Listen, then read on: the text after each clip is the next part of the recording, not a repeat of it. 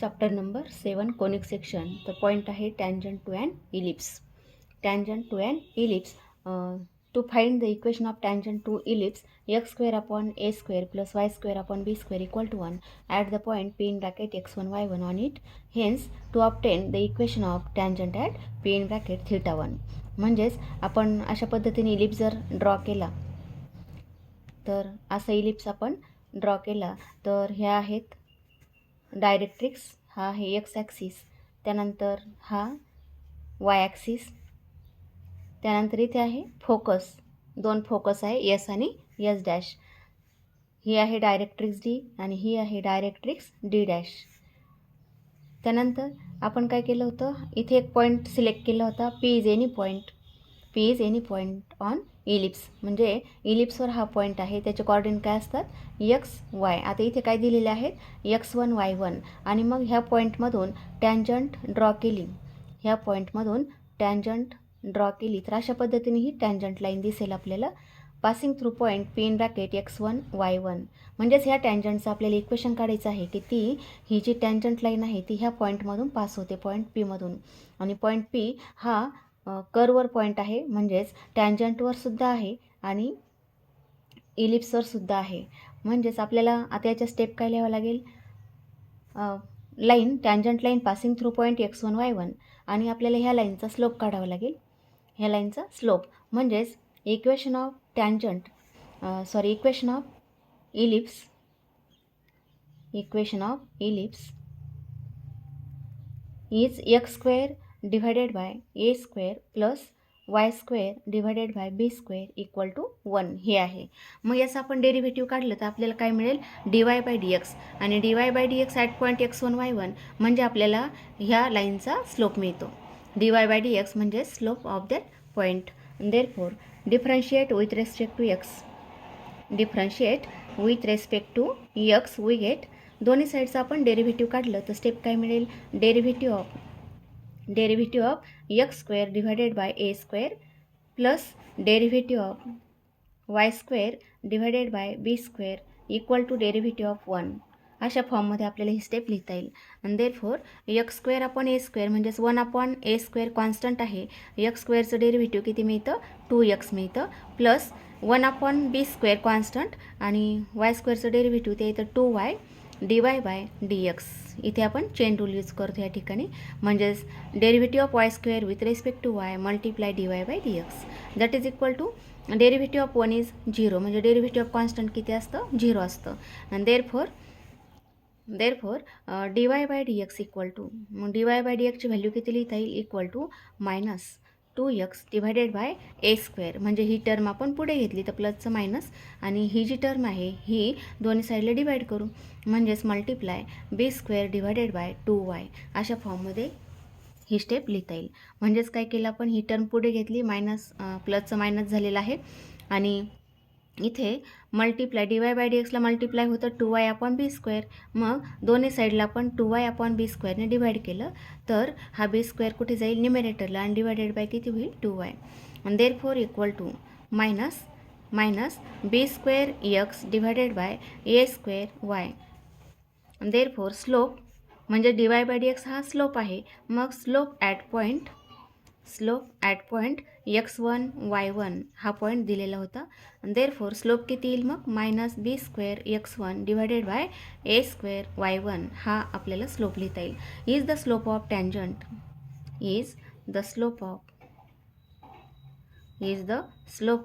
Tangent line. हा tangent लाईनचा आपल्याला स्लोप मिळतो, टँजंट लाईन.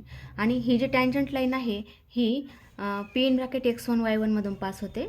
देअरफॉर इक्वेशन किंवा tangent line passing through P in bracket x1 y1 having slope मग ह्या लाईनचा स्लोप किती आला minus B square x1 divided by a square y1 हा आपल्याला स्लोप मिळालेला आहे. मग आता स्लोप पॉईंट फॉर्म यूज केला तर आपल्याला इक्वेशन ऑफ टँजंट लाईन मिळतं.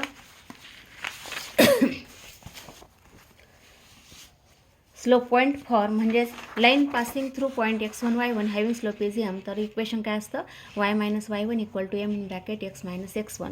म्हणजेच टँजंट लाईनचं इक्वेशन काय मिळतं y minus y1 equal to एमची व्हॅल्यू किती मिळालेली आहे M is minus B square x1 divided by A square y1 हा आपल्याला स्लोप मिळाला आहे. ब्रॅकेटमध्ये येईल x minus x1 is the equation of tangent.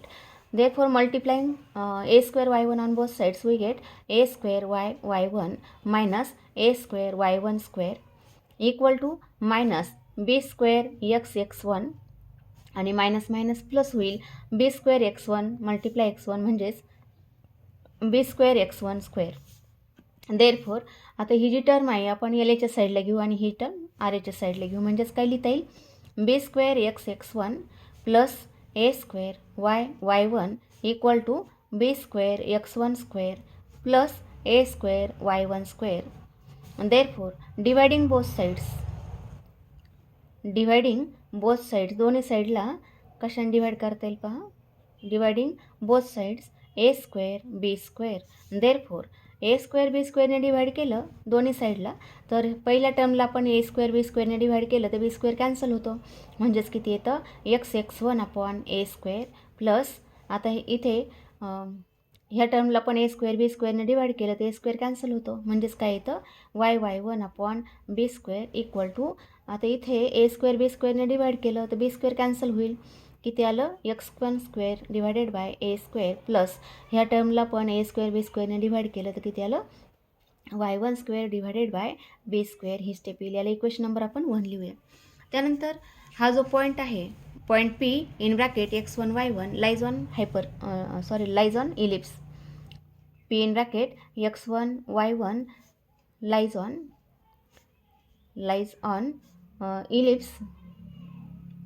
On ellipse x square divided by a square plus y square divided by b square equal to 1.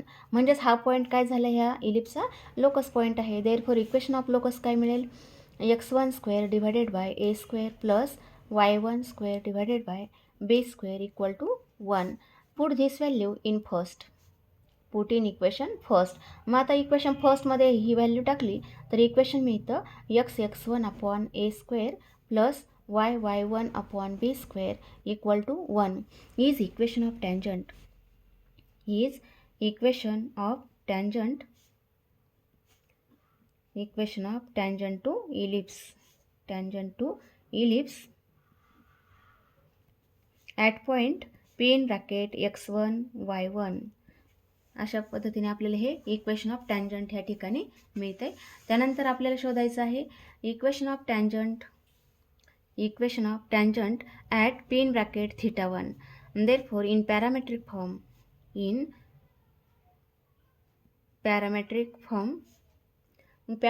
form मध्ये equation of tangent म्हणजेच P in bracket काय असतं P in bracket theta 1. आता इथे theta 1 आपल्याला parameter दिलेला होता पहा.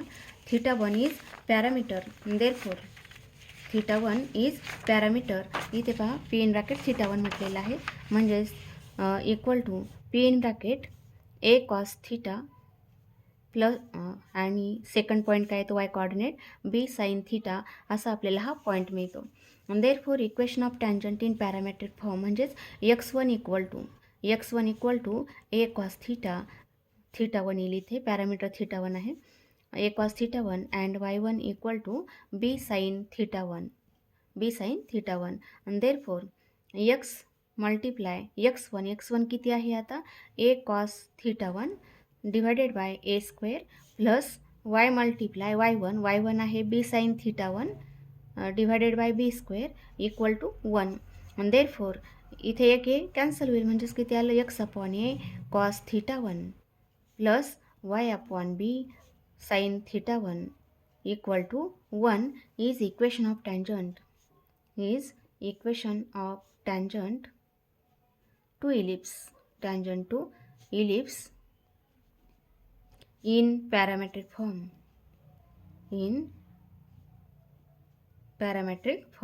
अशा पद्धतीने आपल्याला हे दोन इक्वेशन ऑफ टँजंट इलिप्सचे लिहिता येतात.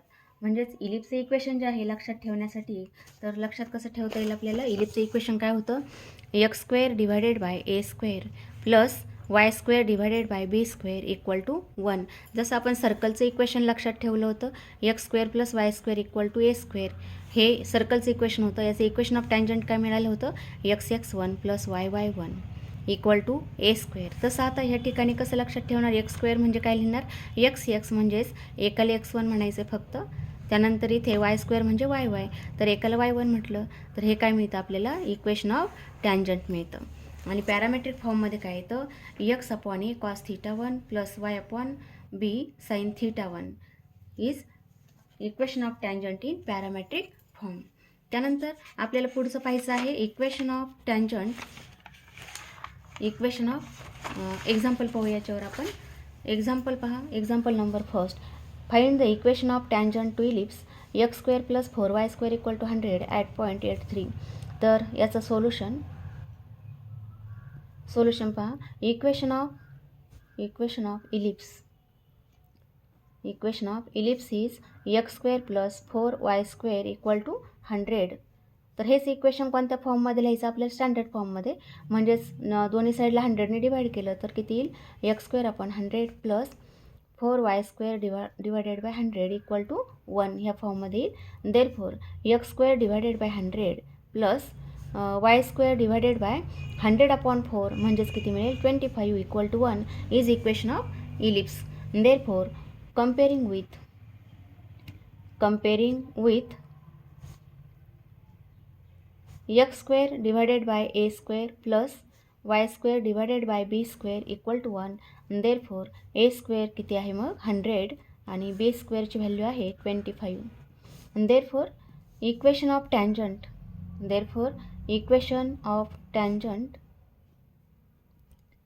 to ellipse इलिप्स कोणता, x square upon a square plus y square upon b square equal to 1 at point p in bracket x1 y1. तर हा फॉर्म्युला काय असतो, x(1) divided by a square plus y(1) divided by b square equal to 1 हा formula आहे. Therefore equation of tangent to ellipse. आता ellipse कोणता, x square divided by 100 plus y square upon 25 equal to 1 at point 83. आता 83 हा point दिलेला आहे, म्हणजे x1ची value 8 आणि y1ची व्हॅल्यू 3.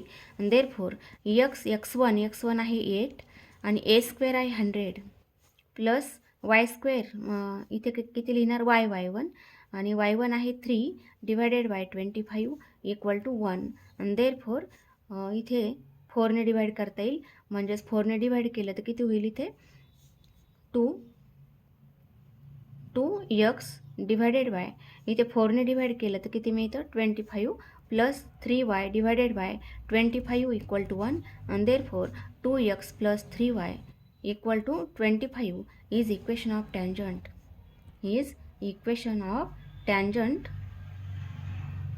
To ellipse. इलिप्स कोणता आहे, x square plus 4y square equal to 100 at point 83. अशा पद्धतीने आपल्याला याचं सोल्युशन लिहिता येतं. पुढचा पॉईंट पाहू आपण, equation of tangent to hyperbola.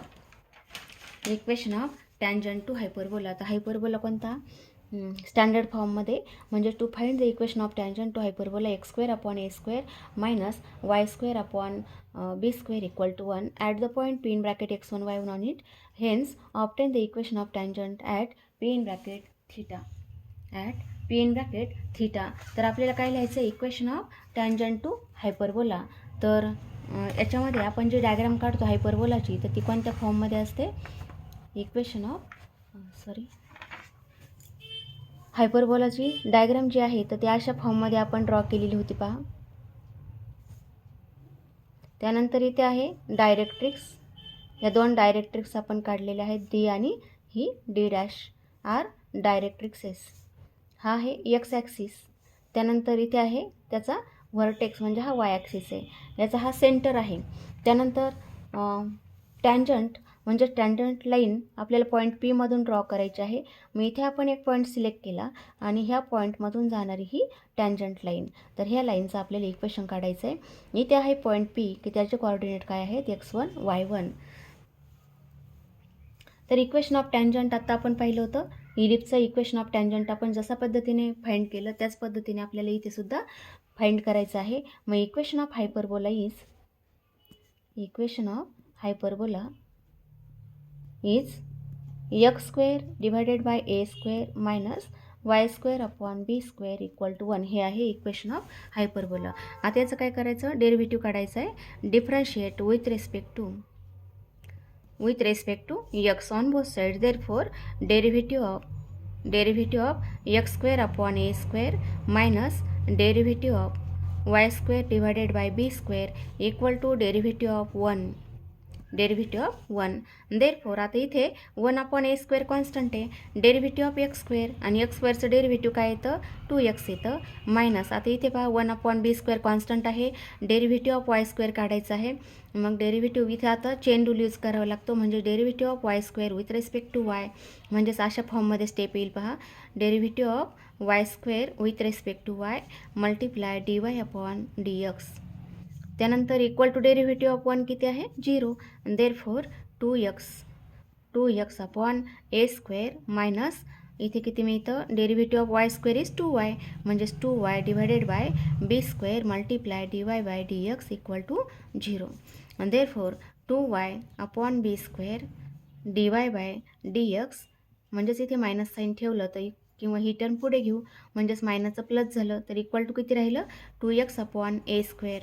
Therefore dy upon dx equal to 2x divided by a square आणि याला डिवायडेड किती होईल, divided by 2y upon b square, and that is equal to तर 2x divided by a square आणि multiply b square divided by 2y. अशा फॉर्ममध्ये आपल्याला step लिहिता येईल.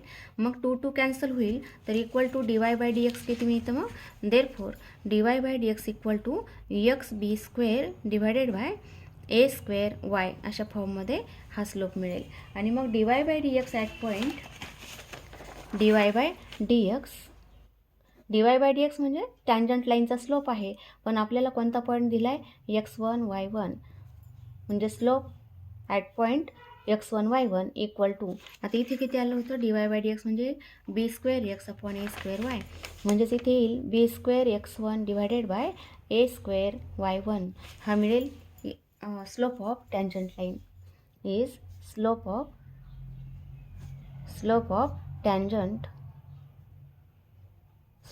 Tangent line to hyperbola. Therefore आता टँजंट लाईन ही कोणत्या पॉईंटमधून पास होते, tangent line passing through point दिलेला आहे p in bracket x1 y1 having slope. आता ह्या टँजंट लाईनचा स्लोप आपल्याला माहिती झाला. मग ह्या टँजंट लाईनचा स्लोप किती आहे, b square x1 upon a square y1 हा स्लोप आहे. म्हणजेच इक्वेशन काय येईल मग, स्लोप पॉईंट फॉर्म इथे आपण यूज करू लाईनचा, म्हणजेच line passing through point x1 y1 having slope is m, then equation is y minus y1 equal to m in bracket x minus x1.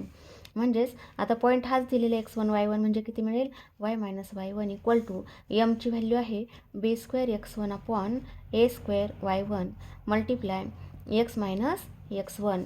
Therefore multiplying both sides a square y1, दोन्ही साईडला ह्या टर्मने आपण multiply केलं तर किती मिळतं, a square y1 minus a square y1 square equal to, आता इथे राहिले b स्क्वेअर x1 राहिले, मग ह्या टर्मने आपण दोन्हीला पण मल्टिप्लाय करू. किती येईल मग, b square x1 minus b square x1 square ही स्टेप येईल.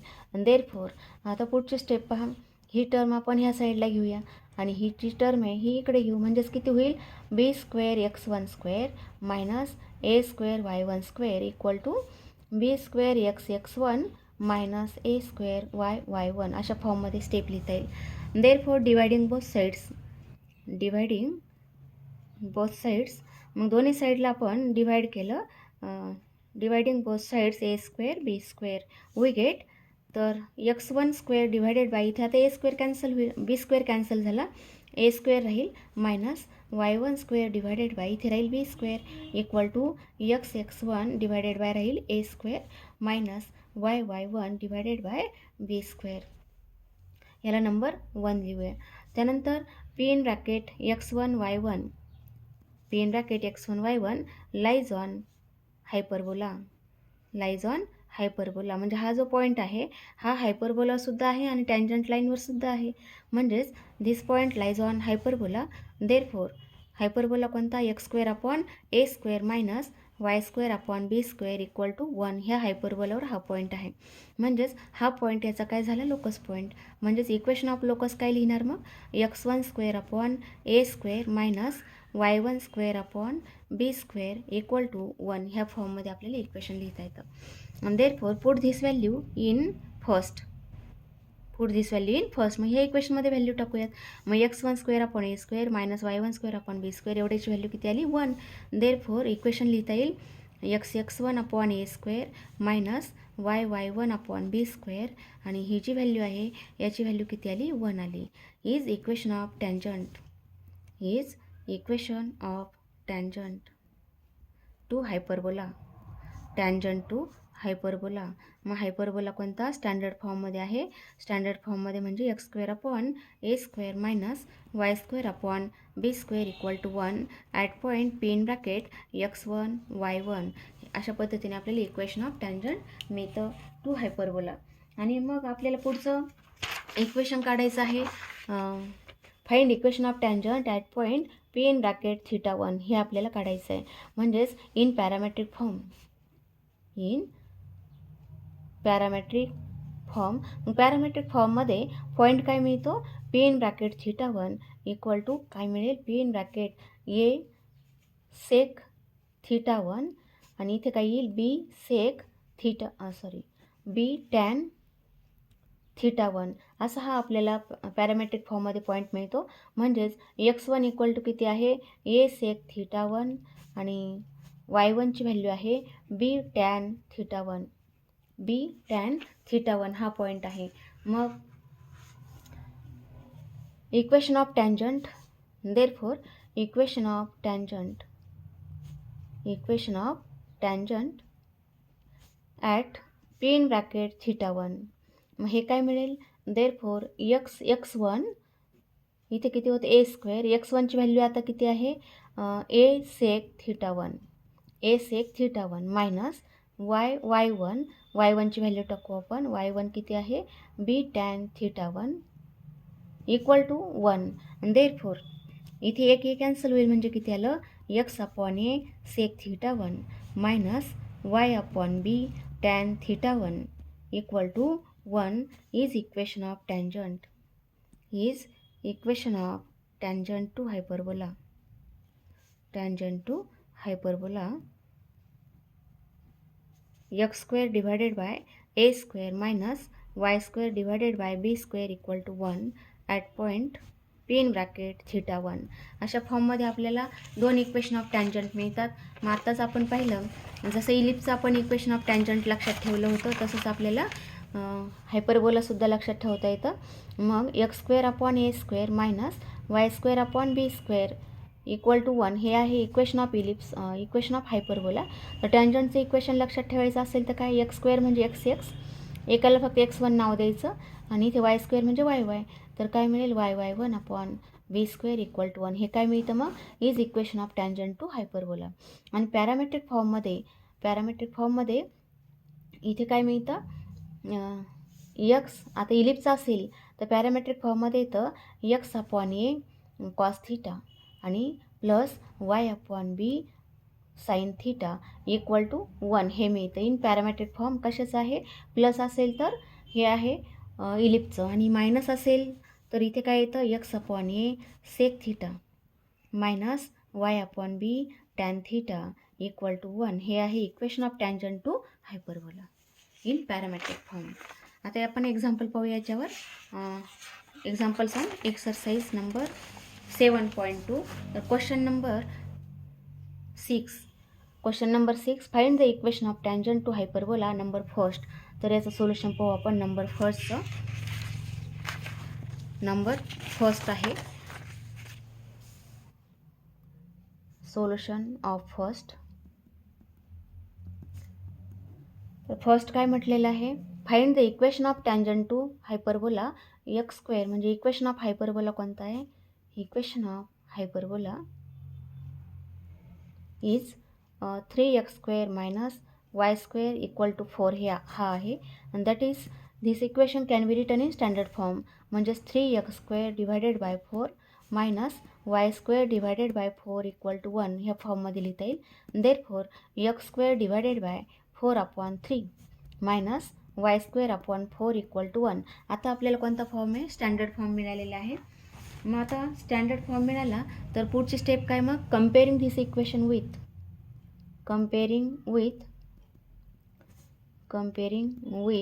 कशावर कम्पेअर करायचं मग हे इक्वेशन?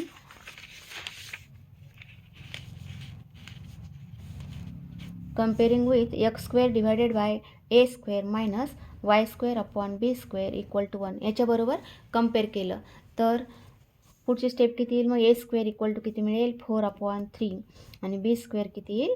4 येईल. आणि therefore equation of tangent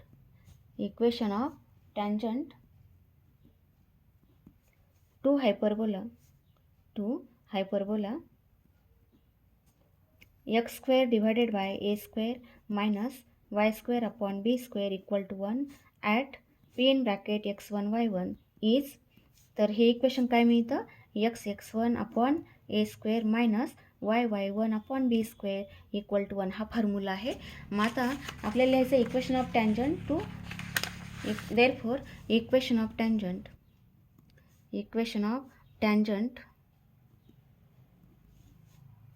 to hyperbola. तर हायपरबोला आता दिलेला आहे. कोणता दिला आहे आपल्याला? x² divided by 4/3 minus y² divided by 4 equal to 1 at point, आणि पॉईंट दिलेला आहे 2 हा दिलेला आहे. म्हणजेच x1ची व्हॅल्यू किती? आता x1 आहे 2 आणि y1 आहे, ही x1ची व्हॅल्यू आणि ही आहे y1ची व्हॅल्यू. त्यानंतर a² b² पण माहिती आहे. आणि therefore equation of tangent x1 आहे 2 डिवायडेड बाय 4/3 मायनस y(y1), तर y1 आहे 2 डिवायडेड बाय 4 इक्वल टू 1 हे मिळेल equation of tangent to hyperbola. मग आणखी सॉल्व केलं तर किती मिळेल? देअरफॉर x किंवा हा 3 न्युमेरेटरला जाईल, म्हणजेच 3x डिवायडेड बाय 2ने इथे डिवाइड करता येईल, म्हणजे किती राहिले? 2 आणि मायनस 2ने 4ला डिवाइड केलं म्हणजेच इथे 2 होतील आणि इथे किती येईल? 2 येईल. आणि 2 म्हणजे √2 म्हणजेच किती राहील? y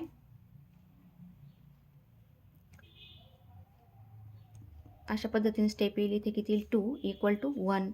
आणि therefore equation of 3x minus √2y equal to 2 is equation of tangent to hyperbola. मग हायपरबोला कोणता आहे?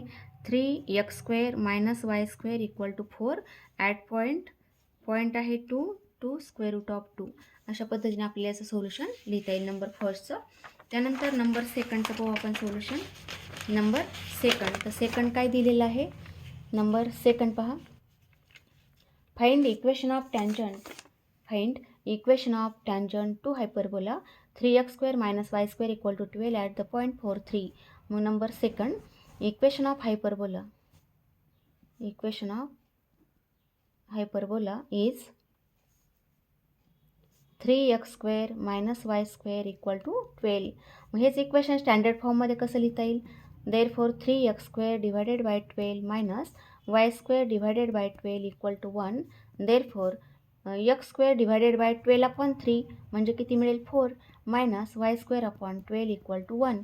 Comparing this equation with hyperbola x² divided by a² minus y²/b² equal to 1. आणि देअरफॉर a² आहे 4, a²ची value 4 आहे. आणि equation काय होतं? Equation of इथे होतं 4 होतं पहा, मायनस इथे आहे 4y².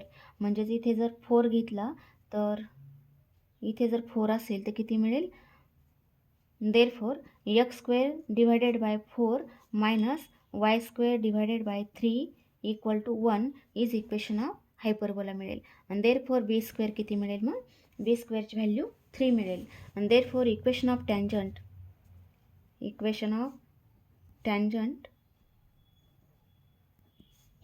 To hyperbola x square divided by a square minus y square upon b square equal to 1 at point p in bracket x1 y1. तर हा फॉर्म्युला काय असतो? x1 divided by a square minus y1 upon b square equal to 1. And therefore equation of tangent to given hyperbola at point आता point दिलेला आहे या ठिकाणी 4 3 is, मग इक्वेशन येईल x1ची व्हॅल्यू आता किती आहे? 4 आहे, म्हणजे ही व्हॅल्यू x1 आणि ही y1. 4 divided by A square किती होतं? 4 मायनस y1 3 आहे, डिवायडेड बाय किती येईल? बी स्क्वेअरची व्हॅल्यू 3 इक्वल टू 1. आणि देअरफॉर 4 4 कॅन्सल, 3 3 कॅन्सल, म्हणजेच किती मिळेल? x minus y equal to 1 is equation of tangent to hyperbola.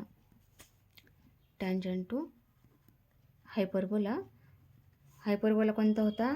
3x² minus 4y² equal to 12 at point 4 3. Number third, तर find equation of tangent. Number third पहा, to the hyperbola. आता hyperbola दिलेला आहे या ठिकाणी at the point whose eccentric angle is π/3. आता या ठिकाणी आपल्याला इसेंट्रिक अँगल दिलेला आहे. मग इसेंट्रिक अँगल म्हणजे थिटा दिलेला आहे पहा. अगोदर आपण इक्वेशन ऑफ हायपरबोला लिहूया. Equation of hyperbola is x² divided by 144 minus y² divided by 25 equal to 1. आणि कंपेअर करूया equation. Comparing with x² divided by a² minus y² divided by b² equal to 1. Therefore आता comparison केलं तर a² value किती मिळेल? 144 आणि b² value येईल 25. त्यानंतर इसेंट्रिक अँगल दिलेला आहे, म्हणजे आपल्याला जो पॉईंट आहे पी इन ब्रॅकेट थीटा आपल्याला शोधायचा आहे. म्हणजेच p in bracket theta equal to, in parametric form point काय असतो? ए सेक थीटा आणि इथे असतो बी टॅन थीटा. आणि देअरफॉर पी इन ब्रॅकेट, आता थीटाची व्हॅल्यू दिलेली आहे आपल्याला π/3. थीटा आहे π/3. Therefore equal to P in bracket A sec theta.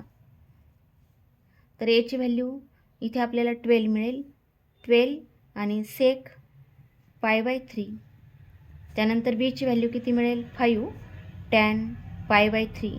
तर याच्यावरून सुद्धा आपल्याला हा पॉईंट काढता येतो, किंवा डायरेक्ट आपण पॅरामेट्रिक फॉर्ममध्ये इक्वेशन लिहूया. In parametric form equation of tangent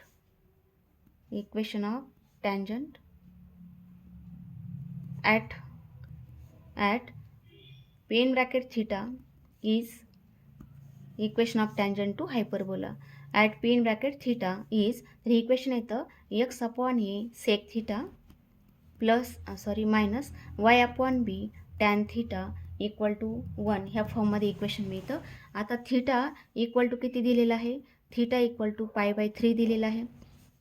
तर एची व्हॅल्यू किती आहे? a² 144, तर एची व्हॅल्यू किती? 12 आहे. त्यानंतर b² 25, तर बीची व्हॅल्यू किती आहे? 5. आणि देअरफॉर इक्वेशन ऑफ टॅन्जंट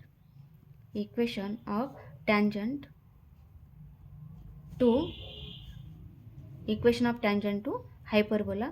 आता हायपरबोला कोणता दिलेला आहे? x² upon 144 minus y² upon 25 equal to 1 at P in bracket theta. आता थीटाची व्हॅल्यू इथे आहे π/3 इज, मग हे इक्वेशन काय मिळतं?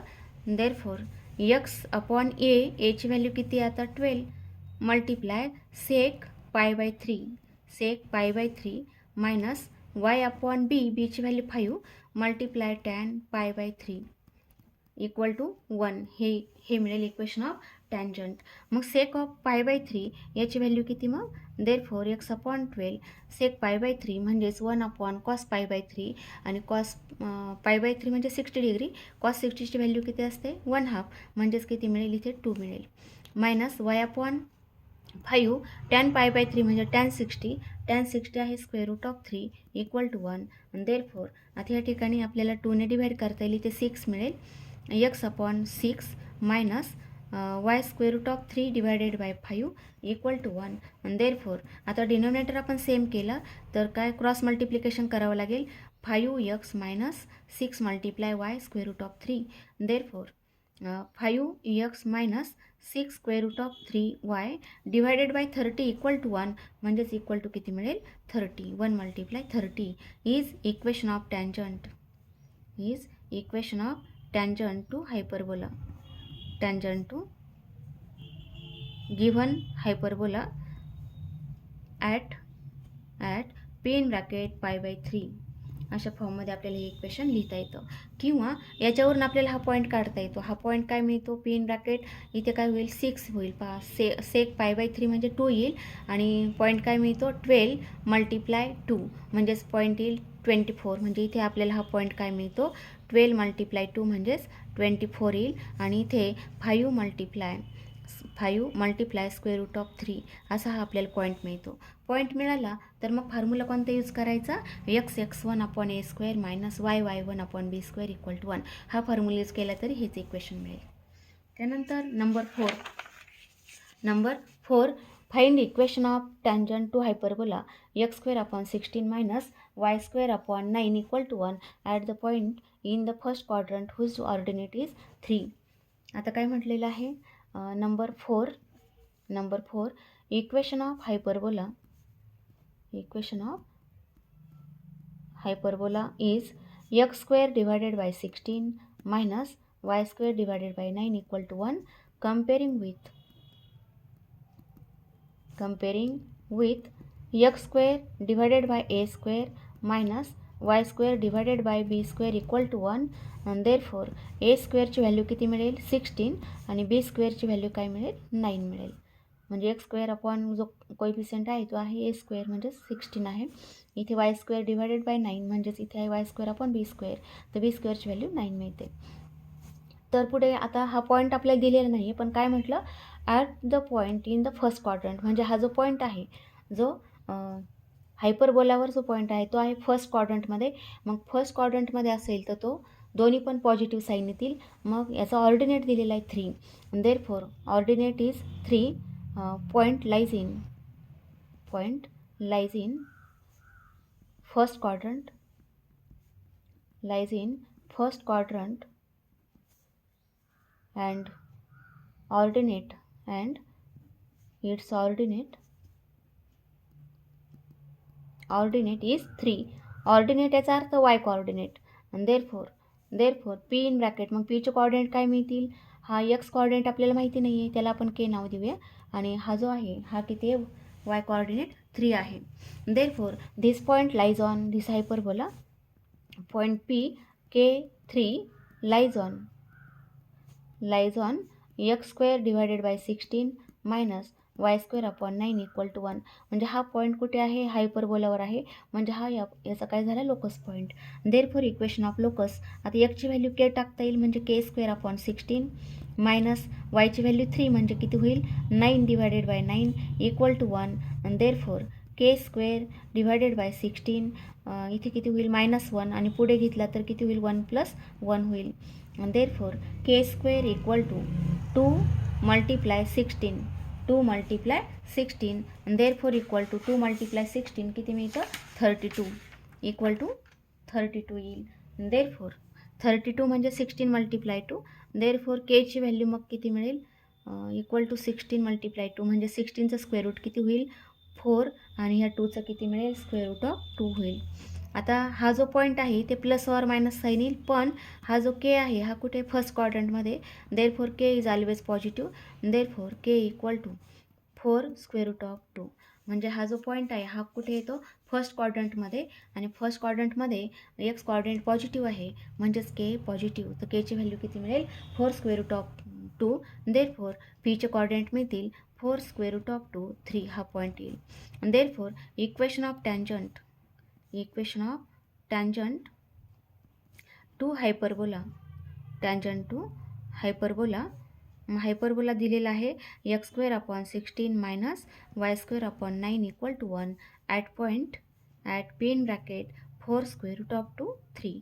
देअरफॉर इक्वेशन ऑफ टॅन्जंट काय असतं मग, x1 upon a square minus y1 upon b square equal to 1.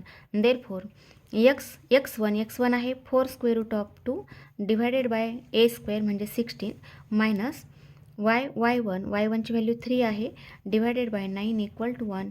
Therefore इथे 4ने डिवाइड करता येईल म्हणजेच किती मिळतं x square root of 2 divided by 4 minus y divided by 3 equal to 1. Therefore आता क्रॉस मल्टिप्लिकेशन केलं तर किती मिळेल 3 square root of 2x minus 4y divided by 12 equal to 1.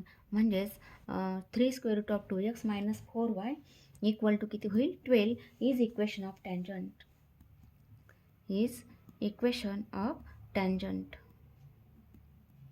Tangent to hyperbola. Hyperbola कोणता, X square upon 16 minus Y square upon 9 equal to 1 whose ordinate is 3. अशा फॉर्ममध्ये number 4 लिहिता येईल. नंबर 5 तर नंबर 5 पहा काय आहे, इक्वेशन ऑफ हायपरबोला तो दिलेला आहे 9x square minus 16y square equal to 144.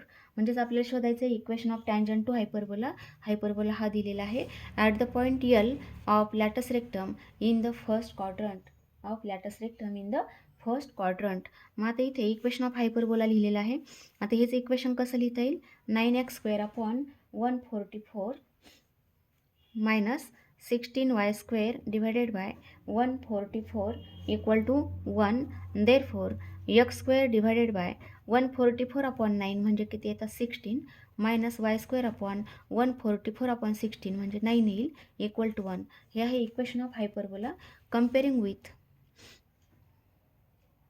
Comparing with आता हेच इक्वेशन कम्पेअर केलं, x square upon a square minus Y square upon b square equal to 1 याच्यावर कम्पेअर केलं तर काय मिळेल, therefore a square equal to 16 and b square equal to 9. हे equation अशा पद्धतीने ह्या व्हॅल्यू मिळतील. आणि पुढे काय म्हटलं, L latus rectum in the first quadrant. म्हणजे आपल्याला जे इक्वेशन ऑफ टॅन्जंट काढायचं आहे, equation of tangent to hyperbola, तर हायपरबोला अशा पद्धतीने आपल्याला डायग्राम काढता येते. पहा, हा वाय ॲक्सिस आहे, त्यानंतर ह्या डायरेक्ट्रिक्स आहेत डी आणि डी डॅश, त्यानंतर इथे आहे फोकस. आणखी काय म्हटलं, लॅटस रेक्टमचा जो पॉईंट आहे तो कुठे आहे, फर्स्ट क्वाड्रंटमध्ये, म्हणजेच L S L dash is latus rectum. आणि एल कुठे, फर्स्ट क्वाड्रंटमध्ये आहे. मग याचे पॉईंट्स काय येतात, हा येतो ए आणि नंतर काय येतं बी स्क्वेअर अपॉन ए, हा एलचा कॉर्डिनेट, म्हणजे L having coordinate A B square upon A. तर आपल्याला ए शोधावं लागेल अगोदर, कारण इथे म्हटलेलं आहे ॲट द पॉईंट, म्हणजे ह्या पॉईंटमधून जाणारी ही टॅन्जंट लाईन आहे, एलमधून जाणारी. मग आपल्याला एल शोधायचं आहे, तर एल हा लॅटस रेक्टम आहे in the first quadrant, latus रेक्टमचं एंड पॉईंट आहे. देअरफॉर ई इक्वल टू, ईची व्हॅल्यू काय मग, root of A square plus B square divided by A. Therefore equal to root of A square plus B square, एची value किती आहे 16 plus B स्क्वेअरची value 9 divided by A किती मिळेल 4, कारण ए स्क्वेअर 16 आहे. Therefore equal to root of 25 upon 4 म्हणजेच equal to 5 upon 4 equal to 5 upon 4. Therefore value of A, तर एची व्हॅल्यू किती आहे 4 मल्टिप्लाय 5 अपॉन 4 म्हणजेच equal to 5. Therefore L having coordinate 5, एची व्हॅल्यू 5 आहे आणि बी स्क्वेअर म्हणजे 16 डिवायडेड बाय एची व्हॅल्यू 4 आहे, सॉरी बी स्क्वेअर किती आहे 9, बी स्क्वेअर आहे 9 आणि नंतर एची व्हॅल्यू किती आहे 4. देअरफॉर एल हॅविंग कोऑर्डिनेट, मग एलचे कोऑर्डिनेट काय येतात 5 9/4 म्हणजेच x1 5 आणि y1 इक्वल टू 9/4 असे आपल्याला पॉईंट्स मिळतात. आणि मग equation of therefore equation of tangent to hyperbola कोणता आहे x² divided by 16 minus y² upon 9 equal to 1 at point 5 9/4. तर इक्वेशन काय मिळतं मग x1 अपॉन a². x1ची व्हॅल्यू किती आता 5 डिवायडेड बाय a² आहे 16 मायनस y1ची व्हॅल्यू आहे 9/4 डिवायडेड बाय b² आहे 9 equal to 1. Therefore 5x upon 16 minus 9y divided by 9 multiply 4 म्हणजे किती मिळेल 36 equal to 1. Therefore equation of tangent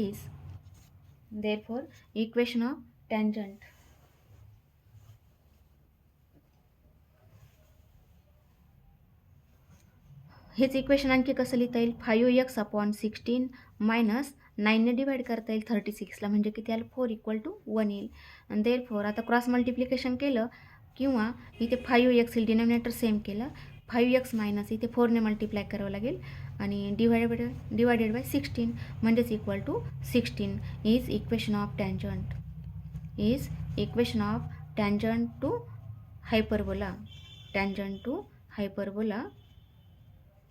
hyperbola कोणता आहे 9x² minus 16y² equal to 144 at